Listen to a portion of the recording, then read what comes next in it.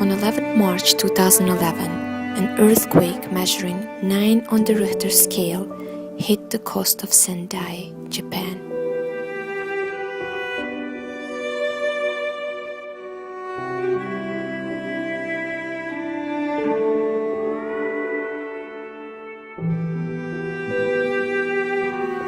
The earthquake generated tsunami that destroyed entire villages, with its waves up to 37.9 meters, leaving many people dead and missing.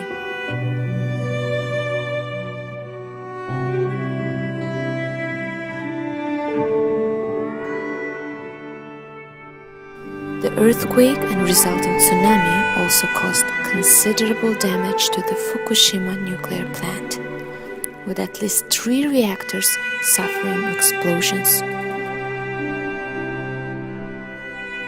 The news media in the West behaved hysterically in their attempt to encourage anti-nuclear stance and exploit the fears of people and created panic. The media coverage in the West was not driven or influenced by facts. Rather, they over-speculated about the causes of the nuclear disaster, its severity, and without any concrete evidences, they predicted long-term effects. Seems to be intact. The Prime Minister just announced a meltdown may be underway at one of Fukushima's Daiichi nuclear power reactors. They say they're doing everything they can to contain the damage before any radiation is released, but 170,000 people have been evacuated from those areas around the facilities. Now, I want to say the word meltdown is being used a lot these days. It is a loaded and scary term, so we want to be absolutely clear about what it actually means. Ron Claiborne is here with a quick explanation of what exactly happens when a nuclear reactor melts down. Reactor, specifically when you hear word of all of these aftershocks, 6.0 aftershocks, how is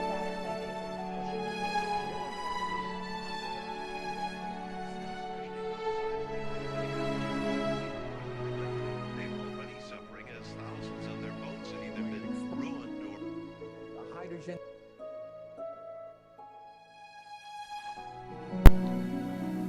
To see how media framing of Fukushima nuclear crisis affected students' views, the students who came to Tsukuba after the Fukushima crisis were interviewed on how they were informed about the incident and how much their perception has changed after living in Japan.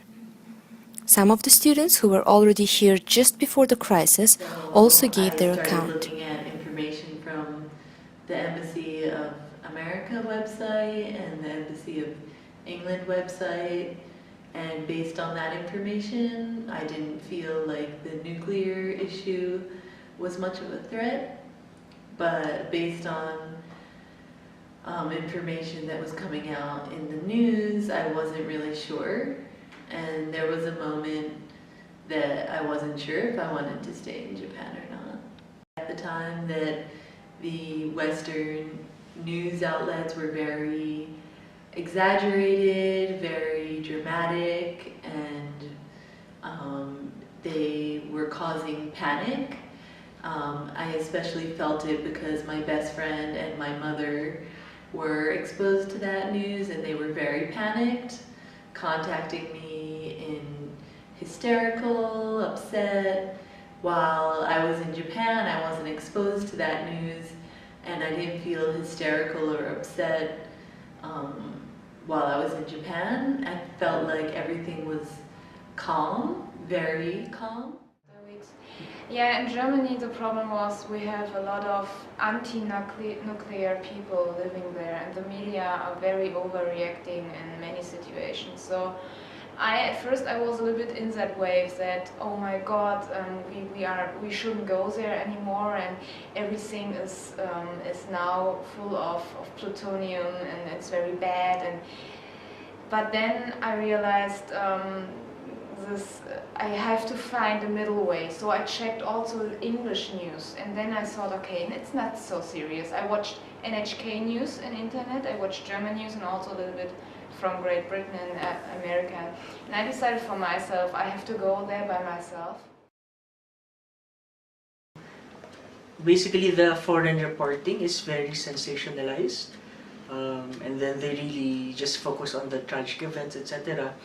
And then, for example, even just the number of units, for example, they say that it's a this magnitude earthquake, but actually it's not that strong, etc. But it's basically sensationalized and they really exaggerate it.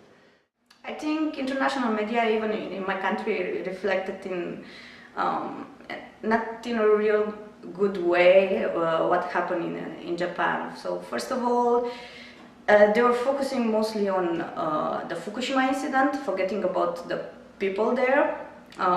Daily you could find out what happened with the reactors, if they explode or not. They call experts for all over. Sometimes so-called experts. In my country they called all kind of engineers, but neither of them was really a nuclear scientist. They were mostly engineers in construction or other kind of fields. So everything was about Fukushima. In terms of people there, it was all about numbers. This amount of people have died, this amount of people have lost their houses, but never about their real problem, their struggles, or any attempt to get these people out of statistics.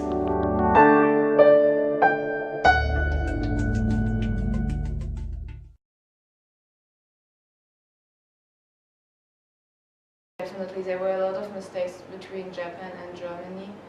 We heard it also in German news, and we had a good news mailing list around schoolers. So I got news from different kind of schoolers in Germany, in Japan, and in Great Britain. And it was quite hard to realize how bad German media influence some relationships between countries. It was, in the most cases, the media, not just our government, it was the media. I think the Western media kind of influenced the reaction of the Japanese government, because at the beginning, even the Japanese government, they were giving only updates about what's happening in Fukushima. All the reports in the media was what's going on there. Every day was about reactors, but almost nothing about the efforts of recovery in the area.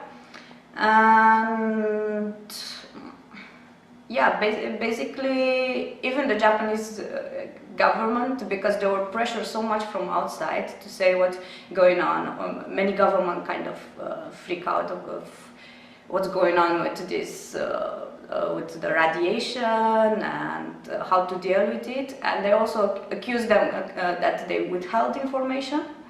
So in the attempt to actually disclose as much information as possible, the Japanese government was giving reports only about this, but less and less about the recovery process. Well, in the case of, for example, France and Japan, I know the French embassy made some sensational claims. A lot of French residents ended up leaving Japan in a panic, and I think that it can affect the business. Obviously, if many French business people here left the country and were too afraid to come back, that could affect business relationships, and ultimately I think it can affect the relationship between the two countries, because Japan's officials might feel like the French embassy was not giving very good information.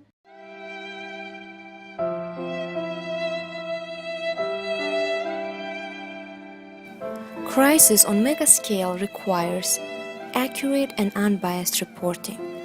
This determines how different countries, local authorities, and humanitarian agencies respond to crisis.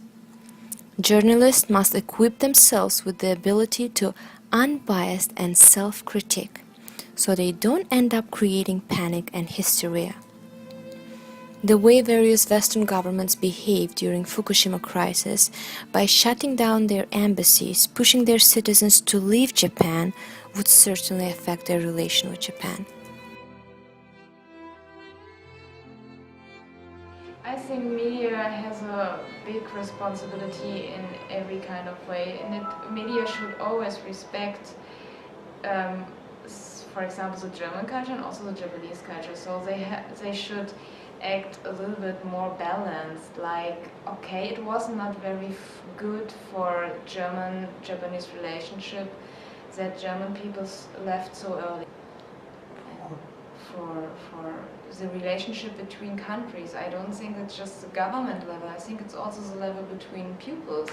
I had not a fight with Japanese friends, but they also told me that the German government is very blamed in Japan now. It's not, yeah, they're really exhausted, like, how can German act like this? And the problem was, at that time, German-Japan relationship got an anniversary about 150 years. And you felt it everywhere in Germany, that the relationship is not on a good foot at the moment. Japanese government is still focusing to recover from the crisis, and in years to come, their displeasure is expected to